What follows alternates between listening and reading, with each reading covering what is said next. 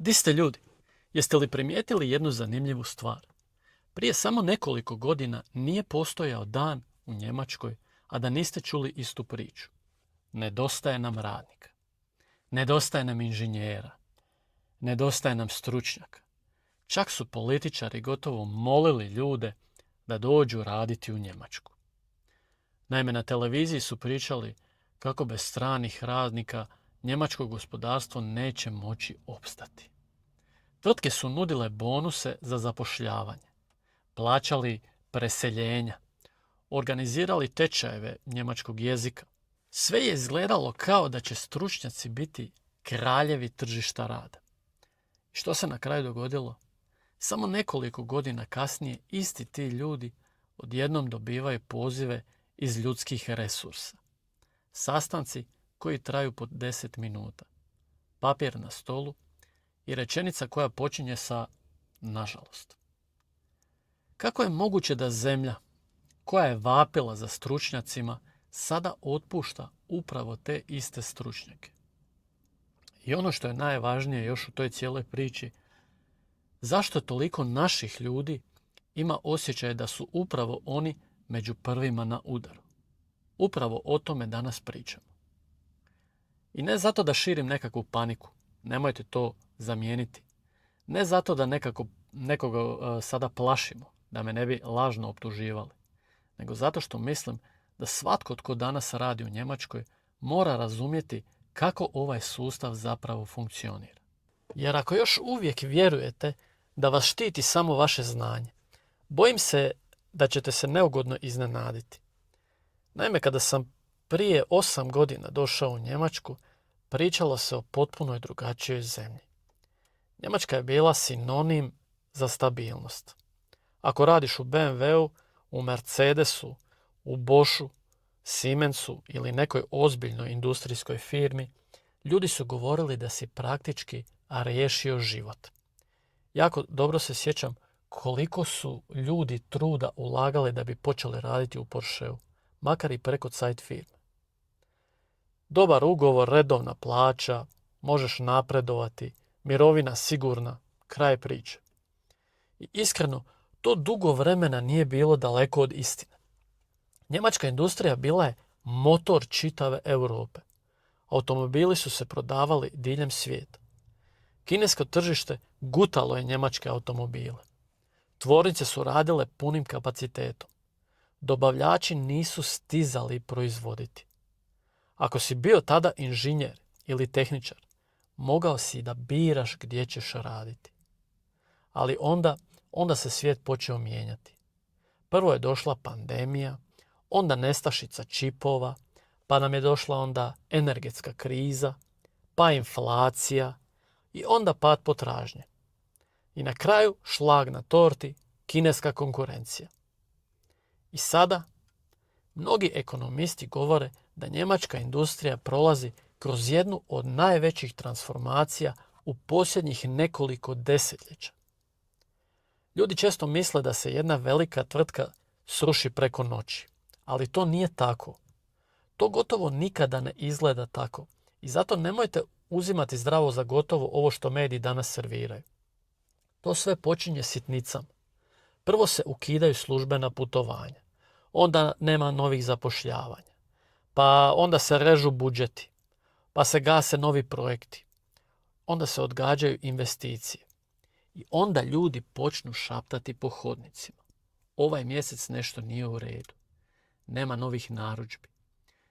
Direktor je bio čudan na sastanku. Zašto odjednom nitko ne naručuje novu opremu? Ako ste ikada radili u velikoj firmi, onda znate točno o čemu ja sada pričam. Kriza nikada ne ulazi na glavna vrata. Ona uvijek ulazi kroz hodnik, polako, tiho, gotovo neprimjetno. I onda jednog jutra shvatiš da više ništa nije isto. I ono što je posebno zanimljivo jest kako većina naših ljudi razmišlja. Mi dolazimo sa Balkana.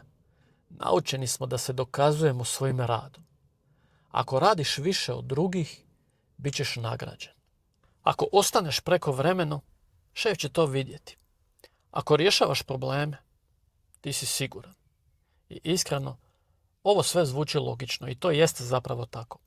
Ali velike njemačke korporacije ne funkcioniraju baš uvijek tako. I tu dolazimo do prve velike iluzije.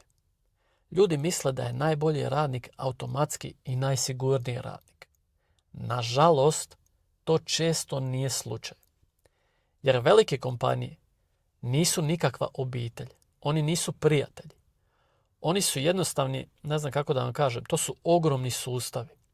A sustavi razmišljaju potpuno drugačije od ljudi. Njih ne zanima tko je ostajao do 10 navečer.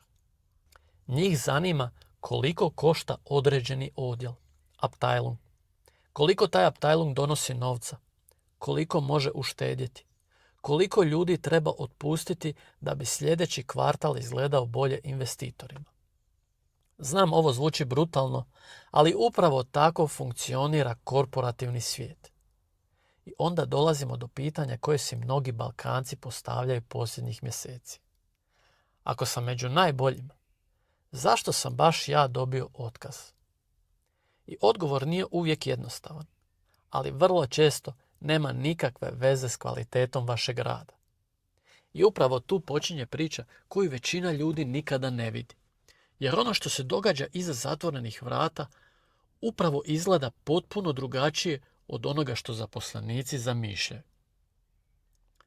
Evo recimo da direktor dobije zadatak smanjiti troškove u jednoj firmi za 15%. Mislite li da će prvo otvoriti popis najboljih radnika?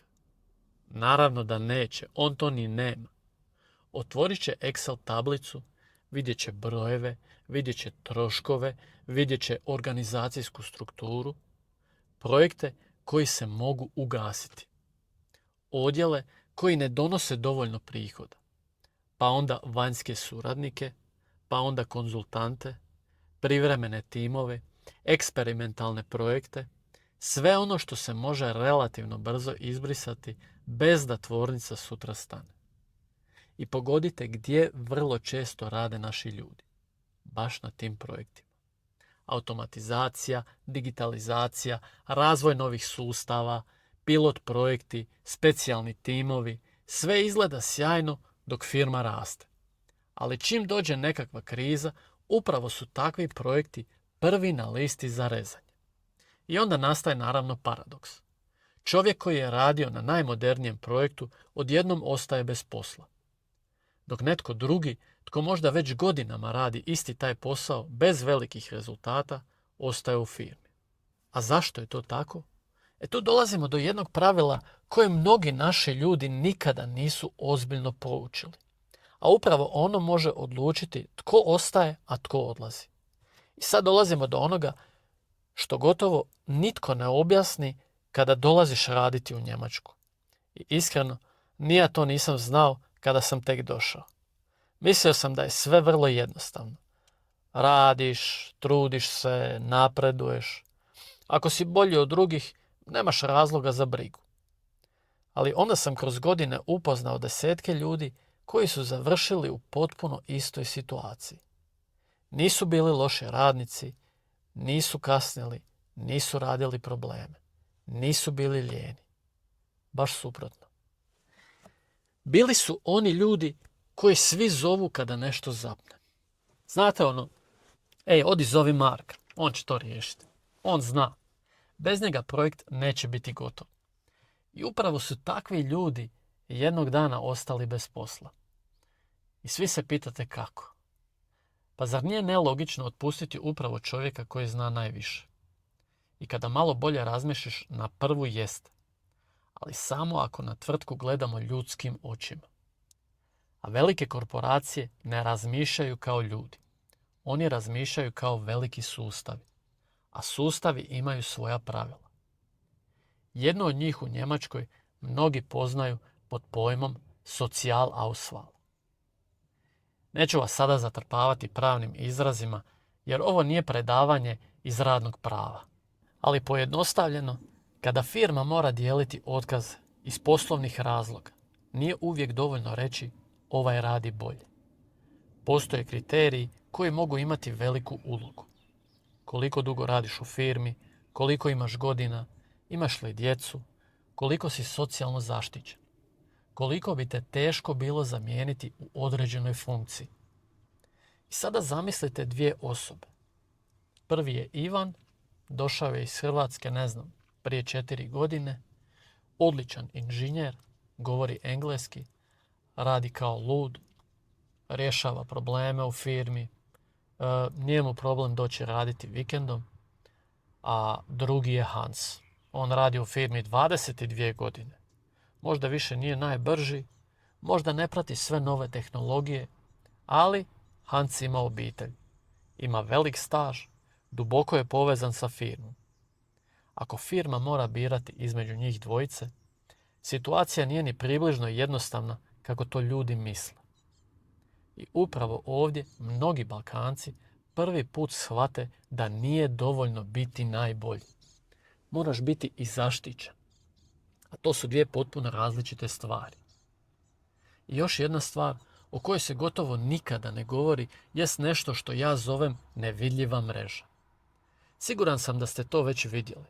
Postoje ljudi koji nekako uvijek prežive svaku reorganizaciju, svaku promjenu šefa, svaku krizu, svako rezanje troškova. I svaki put svi u firmi govore isto. Kako je moguće da je opet on ostao?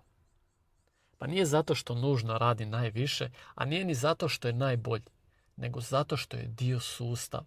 Poznaje ljude, ljudi poznaju njega i njegovo ime izaziva osjećaj sigurnosti. Takve osobe često imaju ono što naši ljudi nemaju kada tek dođu. Povjerenje izrađeno godinama. A povjerenje u velikim kompanijama vrijedi gotovo jednako kao i stručnost. Znam da to sad zvuči nepravedno, ali pokušajte pogledati iz perspektive direktora. Ako morate spasiti firmu, hoćete li više vjerovati čovjeku kojeg poznajete 15 godina ili čovjeku koji je tehnički možda bolji, ali je došao prije 3 godine? Većina ljudi bi napravila istu stvar. To nema veze sa nacionalnošću. To ima veze sa ljudskom psihologijom. I problem nastaje kada se upravo naši ljudi najčešće nalaze u ovoj drugoj skupini. Sad dolazimo do jedne teme koja će možda nekima biti neugodna. Zapravo, siguran sam da će biti. Ali mislim da ju jednostavno moramo spomenuti. Na Balkanu smo odgojeni da vjerujemo kako će se rad sam od sebe primijetiti. Koliko ste puta čuli onu rečenicu? Samo ti radi. Nemoj se isticati. Nemoj ulaziti u politiku. Šef će vidjeti. No hoće li vidjeti? Pa možda i hoće, ali možda i neće.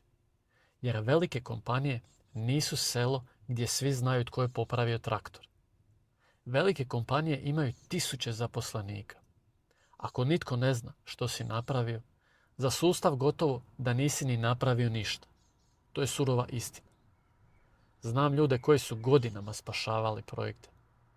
Pisali kodove, projektirali strojeve, rješavali reklamacije, vikende radili i subotu i nedjelju. A kada su otišli, šef višeg nivoa nije ni znao čime se oni zapravo bave. Razmislite malo o toj stvari. Vi zapravo mislite da ste nezamjenjivi, a čovjek koji je odlučio o tvom poslu možda nikada nije ni čuo tvoje ime. Kako onda možete očekivati da će se boriti za vas? I tu dolazimo do još jedne velike razlike između naših ljudi i Njemaca. I nemojte me sada krivo shvatiti. Ne kažem da je jedan narod bolji od drugog, ali kultura rada jednostavno nije ista. Jednostavno je neusporediva. Jer naši ljudi često misle da je skromnost vrlina. I naravno da jeste. Ali u jednoj korporaciji prevelika skromnost zna biti problem. Jer ako ti nikada ne govoriš o svojim rezultatima, netko drugi će govoriti o svojima. I pogodite tko će izgledati važnije u toj cijeloj priči. Čovjek koji stalno šuti ili čovjek koji zna predstaviti svoj rad. To ne znači da trebate glumiti. Ne morate ni lagati. To ne znači da se morate hvaliti. Ali to znači naučiti pokazati vašu vrijednost. Jer ako to ne napravite, Neće nitko to drugi napraviti umjesto vas. I postoji još jedna stvar koju su mi mnogi ljudi ispričali posljednjih mjeseci. Zanimljivo je koliko se atmosfera u firmi promijeni čim počnu glasine u otkazima. Do jučer su svi bili tim, svi su radili zajedno. Odjednom se sve raspada. Ljudi počnu čuvati informacije, ne dijele svoje znanje, ne žele preuzimati rizik, počnu razmišljati samo o sebi. I iskreno, ne mogu osuđivati te ljude. Kada znaš da bi sljedeći mogao biti ti, počinješ gledati svijet potpuno drugačije. Jer odjednom svaki sastanak izgleda sumnjivo. Svaki poziv iz HR-a vam digne tlak. Svaka reorganizacija zvuči opasno. Svaki novi direktor znači novu neizvjesnost. I tada ljudi rade najveću pogrešku. Počinju paničariti. A panika gotovo nikada ne donosi dobre odluke. Ali znate što je meni najzanimljivije? Većina naših ljudi još uvijek vjeruje da je najveći problem u otkazu. No po mom mišljenju, otkaz uopće nije najveći problem.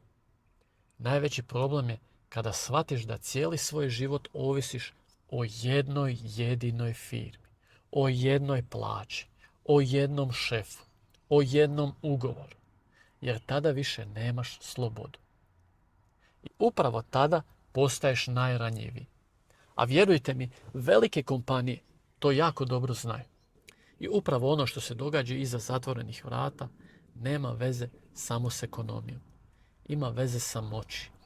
A kada shvatite kako ta igra stvarno funkcionira, počet ćete potpuno drugačije gledati na svoju karijeru.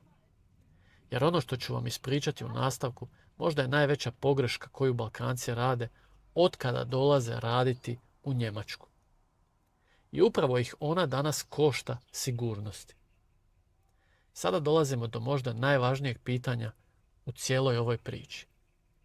Da li je problem stvarno u tome što si Balkanac ili je problem puno veći od toga? Ja iskreno mislim da mnogi ljudi gledaju jednostavno u krivom smjeru. Jer nije Njemačka preko noći odlučila da više ne želi ljude sa Balkana.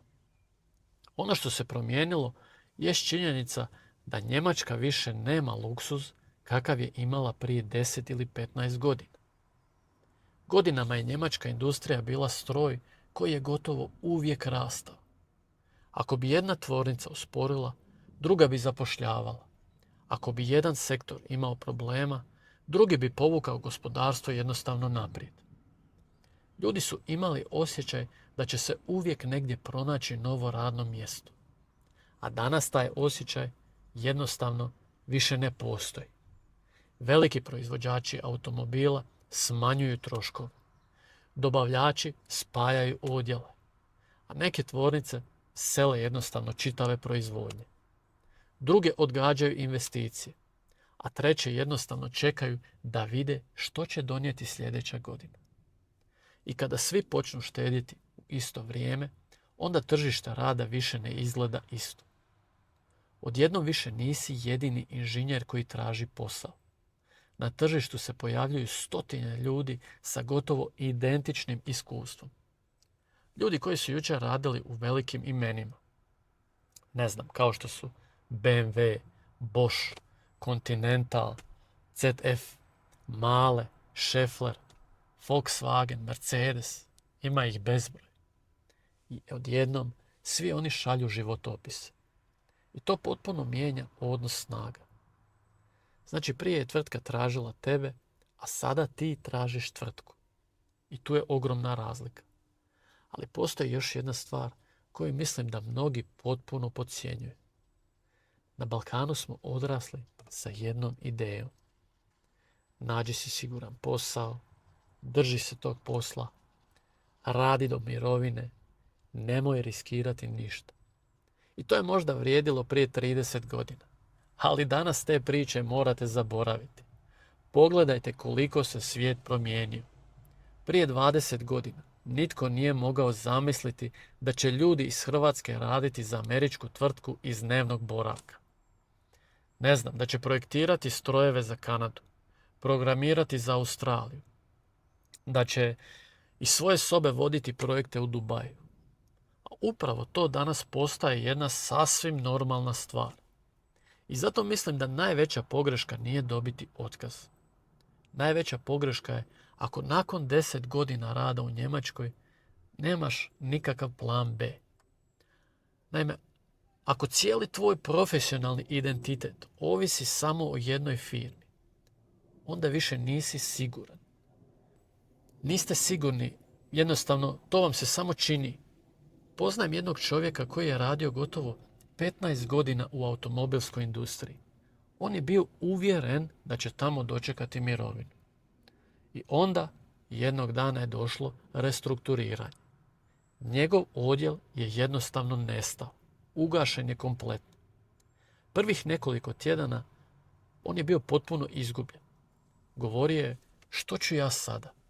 Nitko me neće zaposliti. Pa ja sam prestar. Nema više mjesta za mene. A godinu dana kasnije radio je kao samostalni konzultant. Radio je manje sati. Zarađivao je više novca. I ono što mi je rekao, nikada neću zaboraviti.